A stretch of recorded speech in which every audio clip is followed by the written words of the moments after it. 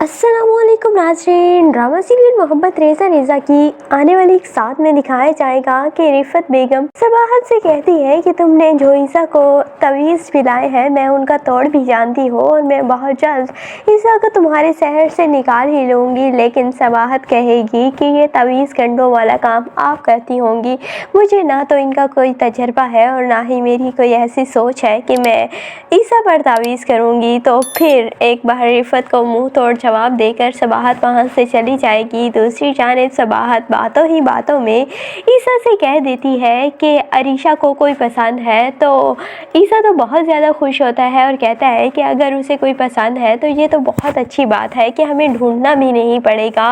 लेकिन जब सबाहत बताएगी कि सरमद को पसंद करती है अरीशा, तो फिर ईसा को बहुत प्रॉब्लम हो जाएगी, क्योंकि पहले ही रिफ़त बेगम सरमद का किरदार मशकूक बना चुकी हैं और उसे घर से भी जलील करके निकलवा चुकी हैं, जो कि बात सबाहत को नहीं पता। और इस वजह से सबाहत तो खुश थी कि ईसा इस रिश्ते के लिए मान जाएगा और उसे कोई एतराज़ नहीं होगा। ईसा को पता चलेगा तो ईसा इस रिश्ते के लिए कभी भी राज़ी नहीं होगा और कहेगा कि सरमद से अरीशा की शादी नहीं हो सकती। और इसीलिए सबाहत भी ईसा को समझाएगी कि ऐसी कोई बात नहीं और सरमद की इतनी अच्छी जॉब हो चुकी है, वो बहुत समझदार है। लेकिन ईसा कहेगा कि जो कुछ भी है लेकिन फिर भी अरीशा की शादी नहीं हो सकती सरमद से।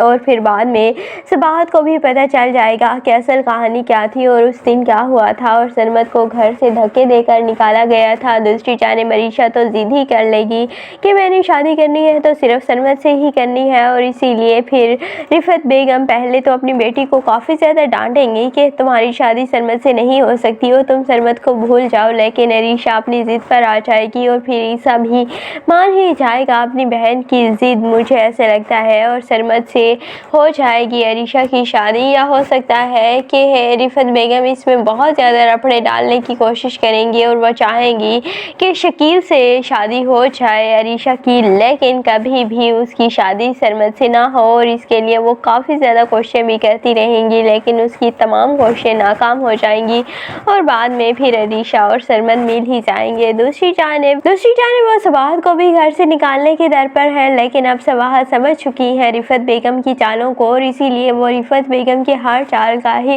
मुंह तोड़ जवाब देती है। और रिफ़त बेगम भी देखती ही रह जाती है कि ये उनके साथ हुआ तो हुआ क्या, लेकिन अब वो भी सबाहत से कोई बड़ी चाल ही खेलेंगी और इसीलिए वो प्लानिंग तो कर रही हैं, लेकिन अभी तक उन्होंने कुछ एग्जीक्यूट नहीं किया। और बहुत जल्द वो सबाहत के बच्चे को पहले तो ख़त्म करने की कोशिश करेंगी और बाद में सबाहत को भी इस घर से निकालने की कोशिश करेंगी।